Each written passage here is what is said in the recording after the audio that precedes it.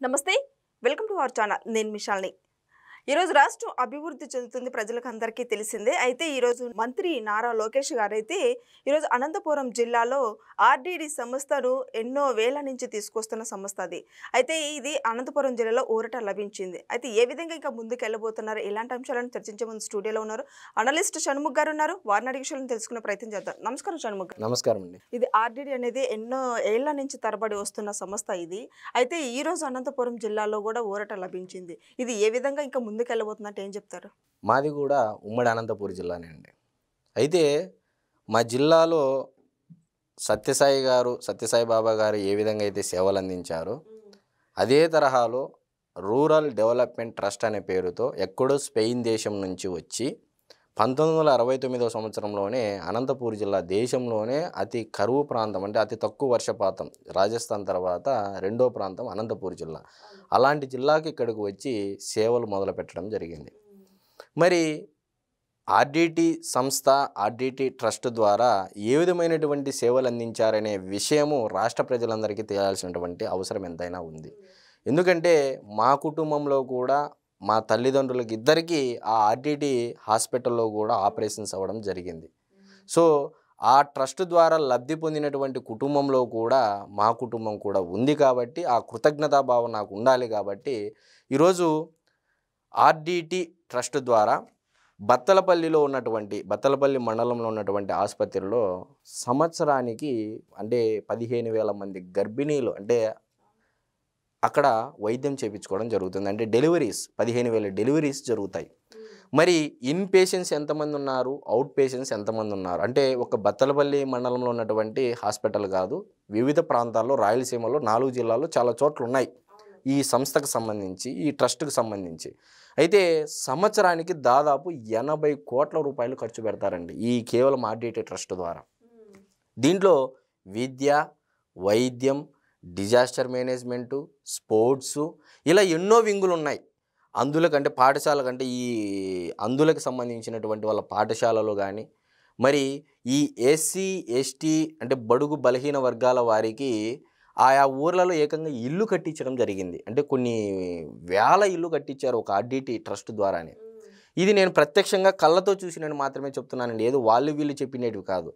ఒక ఆర్డిటి హాస్పిటల్లోనే అంటే ఇన్ పేషెంట్స్ ఎంతమంది వస్తున్నారు లోపలికి ఈ ట్రస్ట్కి సంబంధించినటువంటి ఆసుపత్రుల్లో అంటే దాదాపు 15 లక్షల మంది ఇన్ పేషెంట్స్ ఉంటారు. అవుట్ పేషెంట్స్ 8.5 లక్షల మంది ఉంటారు. ఇది నేను సంవత్సర కాల వ్యవధికే చెప్తున్నా. అంటే అర్థం చేసుకోండి, ఈరోజు మా స్నేహితుల్లో కానీ మా ఊర్లో ఉన్నటువంటి వాళ్ళు కానీ చాలామంది ఈ ఆర్డిటి ట్రస్ట్ ద్వారానే కార్పొరేట్ విద్యను కూడా అందిపుచ్చుకున్నటువంటి వాళ్ళు చాలామంది ఉన్నారు. మంచి భవిష్యత్తుకు వెళ్ళినటువంటి వాళ్ళు ఉన్నారు. ఈరోజు మీరు చూడండి, విద్యకు సంబంధించి చైతన్య, నారాయణ లేకపోతే ఏ కాలేజీలో చదువుతారో ప్రతిభ ఉన్నటువంటి విద్యార్థులకు వాళ్ళే కంప్లీట్గా ఫీజు మొత్తం చెల్లించేటువంటి పరిస్థితి. మరి అదేవిధంగా వైద్యానికి సంబంధించి అంటే గర్భిణీ స్త్రీలు కానీ మా అమ్మకు అక్కడ ఆపరేషన్ ఏం జరిగిందంటే ఈ గర్భానికి సంబంధించినటువంటి గడ్డలు ఉంటే అక్కడ కర్నూలుకి వెళ్ళినా సరే అక్కడ అంటే చేతులు ఎత్తేసినటువంటి వైనం డాక్టర్లు. మామూలుగా మా రాయలసీమలో కర్నూలులో డాక్టర్లు అంటే ఫేమస్, ఇక్కడ లేనటువంటి డాక్టర్లు అంత మంచి డాక్టర్లు కర్నూలు జిల్లాలో ఉంటారని ఒక టాక్ అనమాట మా సైడు. సో అయితే కర్నూలులో కూడా చేతులు ఎత్తేసినటువంటి పరిస్థితి. ఒక ఆయన మాకు బస్సులో వెళ్తా సజెషన్ ఇవ్వడం జరిగింది, పలానా ఆర్డిటి హాస్పిటల్లో ఖచ్చితంగా చేస్తారు, అక్కడికి వెళ్ళండి అంటే వెళ్ళడం జరిగింది. వాళ్ళు చెప్పడం జరిగింది మాకు అదే వైద్యం ఖర్చు ఆనాడు ప్రైవేటు ఆసుపత్రిలో కానీ చేయించుకొని ఉంటే దాదాపు కొన్ని లక్షలు ఖర్చు అయ్యింది మాకు. ఇది ఆర్డిటి ఆసుపత్రిలో బత్తలపల్లిలో ఉన్నటువంటి ఆర్డిటి ఆసుపత్రిలో చేయించుకున్నందుకు గాను మాకు అయినటువంటి ఖర్చు 4,000 రూపాయలు. అంటే కేవలం మెడికల్ బిల్లుకి సంబంధించినటువంటి ఫీజు. అది కూడా ఏంటంటే ఓసీ కాబట్టి మేము ఆ మెడికల్ ఫీజు తీసుకోవడం జరిగింది. ఒకవేళ బడుగు బలహీన వర్గాలు అయితే ఏ టు జెడ్ మొత్తం ఫ్రీ.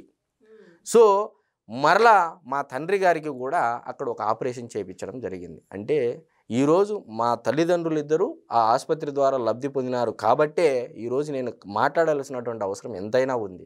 సో ఈరోజు FCRA foreign contribution regulation act, ఈ FCRA ఏంటంటే విదేశాల నుంచి వచ్చేటువంటి డబ్బులు ఆ ట్రస్టులకు సంబంధించినటువంటి చట్టం. మరి ఈరోజు నేషనల్ అంటే కేంద్రంలో ఉన్నటువంటి భారతీయ జనతా పార్టీ ఎన్డీఏ ప్రభుత్వము ఈ ఎఫ్సిఆర్ఏకి సంబంధించిన దాంట్లో ఒక పాలసీ తీసుకోవడం జరిగింది. దేశవ్యాప్తంగా అదే ఇంప్లిమెంట్ చేయాలని చెప్పేసి భావించింది. అయితే దానికి అడ్డంకిగా అంటే ఈ ఆర్డిటి ట్రస్ట్కి ఏదైతే ఎఫ్సిఆర్ఏ లైసెన్స్ ఉందో అది రెన్యువల్ కావడం కోసం ఈ తెచ్చినటువంటి కేంద్ర ప్రభుత్వం తెచ్చినటువంటి పాలసీ అడ్డంకిగా మారింది. మరి ఇటువంటి పరిస్థితుల్లో అనంతపూర్ జిల్లా ప్రజానికం మొత్తం కుల మత ప్రాంత సంస్థలకి ఏదైనా సరే అందరికీ అతీతంగా మొత్తం ప్రతి ఒక్క ప్రజలు కదిలి వచ్చినటువంటి పరిస్థితి. ఎందుకంటే ఆర్డిటి అంటే మా జిల్లా ప్రజలకు ఒక ఎమోషన్, సత్యసాయిబాబా ద్వారా జరిగినటువంటి సేవలంటే మా జిల్లా ప్రజలకు ఒక ఎమోషన్. ఈ రెండు కానీ లేకపోతే మా జిల్లా ప్రజలు ఈ రోజుకి కరువు అనే మాట దేవుడెరుకు దౌర్భాగ్య దీనమైనటువంటి స్థితిలో ఉండేటువంటి పరిస్థితి మా జిల్లాలో. మరి ఇటువంటి పరిస్థితి నుంచి ఈరోజు అనంతపూర్ జిల్లా పర్ క్యాపిటల్ ఇన్కమ్ తూర్పుగోదావరి వెస్ట్ గోదావరి జిల్లాలతో సరిసమానంగా పోటీ పడుతోందంటే దాంట్లో వన్ ఆఫ్ ది రీజన్ కూడా ఈ రెండు సత్యసాయిబాబు ద్వారా జరిగినటువంటి సేవలు కానీ అదేవిధంగా ఆర్డిటి ట్రస్ట్ ద్వారా జరిగినటువంటి సేవలు.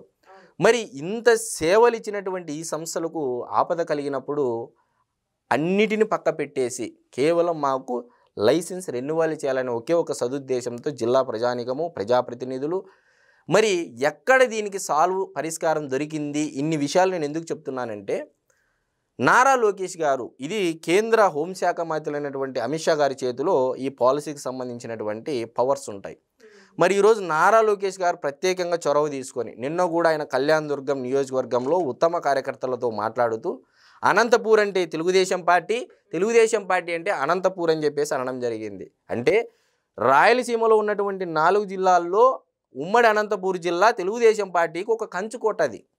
సో ఎక్కడ రాకపోయినా కనీసం బోని ఫస్ట్ కొట్టేటువంటి జిల్లా ఏదైనా ఉంది తెలుగుదేశం పార్టీ రాయలసీమ జిల్లాలంటే అనంతపూర్ జిల్లా నుంచి అనేది నందమూరి తారక రామారావు గారు, నందమూరి హరికృష్ణ గారు, నందమూరి బాలకృష్ణ గారు అంటే ఆల్మోస్ట్ వాళ్ళు తెలుగుదేశం పార్టీ స్థాపించినటువంటి వ్యవస్థాపకులకు మొత్తం వారి కుటుంబ సభ్యులకు మొత్తం మా ఉమ్మడి అనంతపూర్ జిల్లా వాళ్ళని ప్రజాప్రతినిధులుగా ఎంచుకొని అసెంబ్లీకి పంపినటువంటి జిల్లా మాది. సో నారా చంద్రబాబు నాయుడు గారైనా సరే నారా లోకేష్ గారైనా సరే ఆ కృతజ్ఞతా భావం ఇప్పటికీ ఉన్నందువల్ల ఈ జిల్లా అంటే మాకు ఒక ప్రత్యేకమైనటువంటి అభిమానమని ఎక్కడికి వెళ్ళినా చెప్పేటువంటి పరిస్థితి. మరి ఎమ్మెల్యేలు కృషి చేశారు.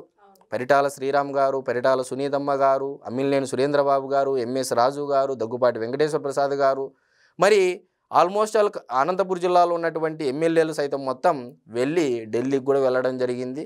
అక్కడ కేంద్ర సహాయ శాఖ మంత్రి అయినటువంటి పెమ్మసాని చంద్రశేఖర్ గారిని మరి అమిత్ షా గారిని అందరినీ కలిసి చేయడం జరిగింది, వాళ్ళ బాధ్యతగా చేయడం జరిగింది. మరలా నారా లోకేష్ గారు నారా చంద్రబాబు నాయుడు గారి ద్వారా ఒకసారి వెళ్ళి రిప్రజెంటేషన్ నారా లోకేష్ గారు అమిత్ షా గారిని కలిసినప్పుడు పర్సనల్గా ఈరోజు ఎందుకు ఇంత పాలసీకి విరుద్ధంగా ఉన్నా సరే సక్సెస్ఫుల్గా చేయగలిగారు మా ఉమ్మడి అనంతపురం జిల్లాలో ఉన్నటువంటి ఆర్డిటి ట్రస్ట్ కంటే ఈరోజు ఎన్డీఏలో పొత్తులో ఉన్నారు కాబట్టి చేయగలిగారు. ఇది అంతా ఆషామాషి ప్రక్రియ కాదండి. ఈరోజు కేంద్ర ప్రభుత్వం ఒక పాలసీ తీసుకున్న తర్వాత అన్ని రాష్ట్రాలకు సమానంగా అది ఇంప్లిమెంట్ చేయాల్సినటువంటి బాధ్యత.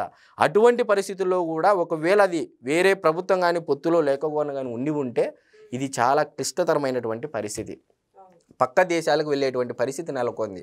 ఇటువంటి పరిస్థితుల్లో నారా లోకేష్ గారు మరొకసారి అనంతపూర్ జిల్లాకు సాయం చేశారని చెప్పడంలో నేను చాలా గర్వపడుతున్నాను, ఆనందపడుతున్నా. ఖచ్చితంగా ఇది చాలా హర్షించదగ్గ విషయం అనేది అయితే నేను పదే పదే చెప్తా ఉన్నా. నారా లోకేష్ గారికి, నారా చంద్రబాబు నాయుడు గారికి, అతి ముఖ్యంగా భారతీయ జనతా పార్టీ అధిష్టానమైనటువంటి అమిత్ షా గారికి ప్రత్యేక ధన్యవాదాలు చెప్పుకుంటూ ఉన్నానండి. Thank you. నమస్కారం.